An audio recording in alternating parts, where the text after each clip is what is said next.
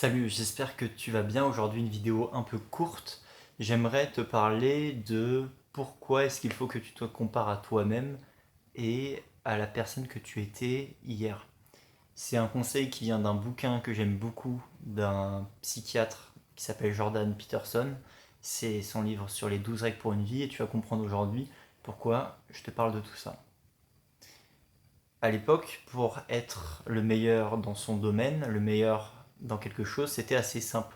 On était dans un village, on devenait meilleur au football par exemple de son village et on gagnait très rapidement la notoriété et les différentes reconnaissances des autres. On gagnait beaucoup de prix en fait. Ce qui s'est passé entre temps, c'est qu'il y a un truc qu'on appelle la mondialisation. Le problème de la mondialisation, c'est que on est passé de la compétition à l'échelle locale et on l'a mondialisé. Quand on dit mondialisé, on ne parle pas uniquement à l'échelle d'un pays, on parle à l'échelle du monde entier. Ça te paraît un peu anodin, mais tu vas comprendre que si jamais tu comptes faire une compétition dans un domaine, même niche, tu rentres en fait en compétition avec toutes les personnes qui existent dans ce monde et qui sont connectées. Et là où ça devient très dur, c'est que pour devenir très bon et devenir le meilleur de ton village, à l'époque, tu te battais peut-être contre 50 personnes. Maintenant, tu te bats contre 7 milliards de personnes, si je grossis le trait.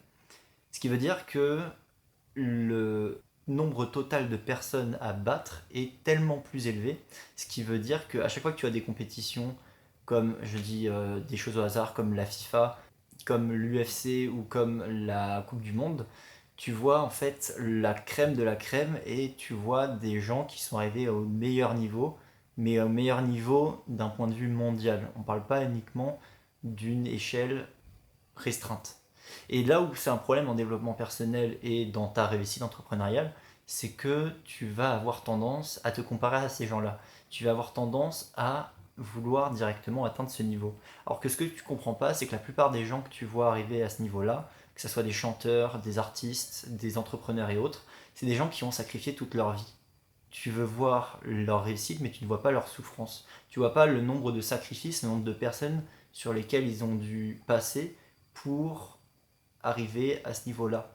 Et ça te biaise énormément ton référentiel. Parce que ton référentiel, c'est voir la crème de la crème à la télé, voir les gens qui sont les meilleurs dans leur domaine.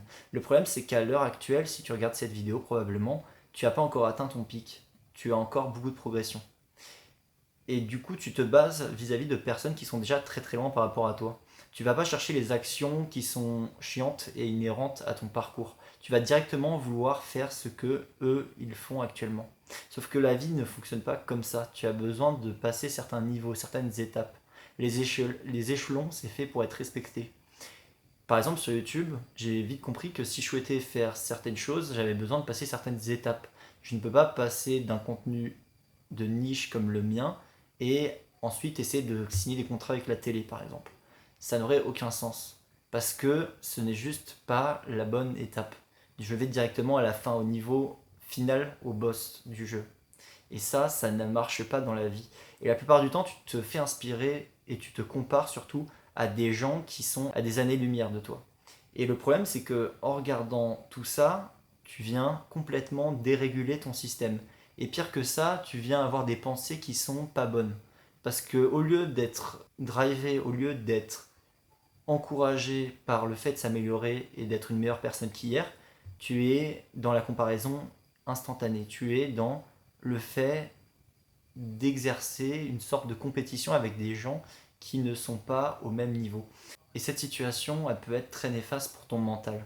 Tu peux finir bloqué complètement et au final ne jamais réellement rien faire. Parce que ça fonctionne, se comparer aux autres. Malheureusement, tôt ou tard, ça a une limite. Et c'est un peu ce principe que Jordan Peterson il aborde. Si jamais tu veux vraiment réussir, t'améliorer, il faut que tu vois une amélioration, une courbe d'apprentissage. Mais cette courbe d'apprentissage, elle n'est pas visible si tu te compares à quelqu'un qui a des années de lumière en fait. Parce que tu peux passer du niveau 0 au niveau 1. Si la personne est au niveau 100, malheureusement, tu resteras en fait avec un écart tellement important que tu auras l'impression d'avoir stagné. Et malheureusement, ça peut venir complètement chambouler les actions déjà positives que tu mettais en place. Parce que tu as aussi des attentes des fois qui sont décorrélées. Tu vois des résultats, tu te dis, très bien, je voudrais me rapprocher de ça. Oui, effectivement, avoir des inspirations, c'est positif, mais dans la plus grande majorité des cas, tu vas faire de la comparaison. Et la comparaison immédiate n'est pas bonne. Elle n'est pas bonne parce que c'est pas là-dessus qu'il faut te concentrer. Il faut te concentrer sur les étapes et sur les actions que tu mets au quotidien pour progresser.